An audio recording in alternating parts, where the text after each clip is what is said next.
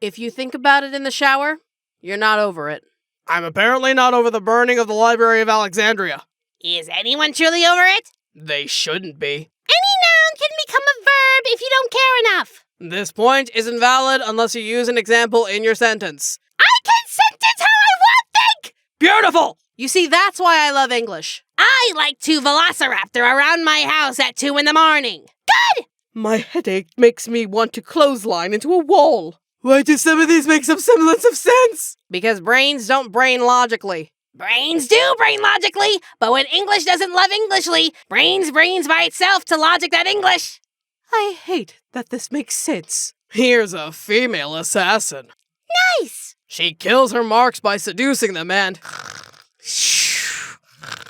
She kills her marks by seducing their wives and convincing them to murder their husbands. Go on! Don't feel bad if you're sensitive to negative feedback, because apparently, after one particular bad review, Hans Christian Andersen was found just sobbing while lying down in the dirt. You left out the best part, though! He was crying face down in the dirt in Charles Dickinson's yard! Where he had been staying for weeks, long overstaying his welcome, and was annoying the fuck out of Dickens! And it's always the same two blue eyes comparisons.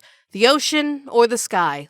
Like, come on, at least be creative. His eyes were as blue as the blue liquid used in commercials for Always Pets. His eyes were as blue as my Tumblr dashboard. His eyes were as blue as a really blue thing. His eyes were as blue as the rest of his face turned as I strangled him to death. Never forget that you are the protagonist of your own story. And the antagonist of someone else's. And a possible love interest in some other people's. This might just be the single most inspiration thing I've ever seen on the internet. You are also a supporting character to a lot of people's stories. You might even be the kind stranger who unintentionally turns someone's life around for the better. Books are just dead, tattooed trees. That's metal as fuck! Wow, I like the way their corpses smell. That was more creepy as fuck. Let's not forget that fandom is fanatic domain shortened. Oh. Oh, I thought it was like a kingdom of fans.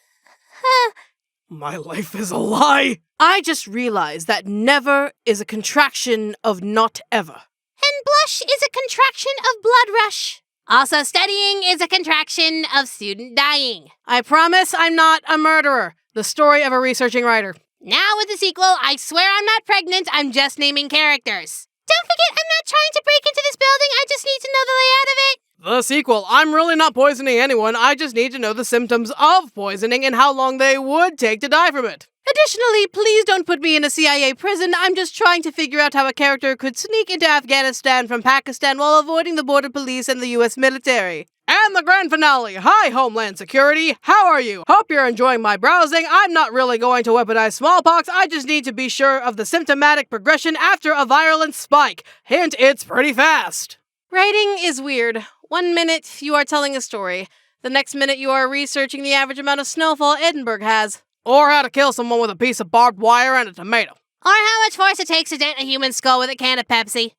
What the hell are you guys writing? Porn.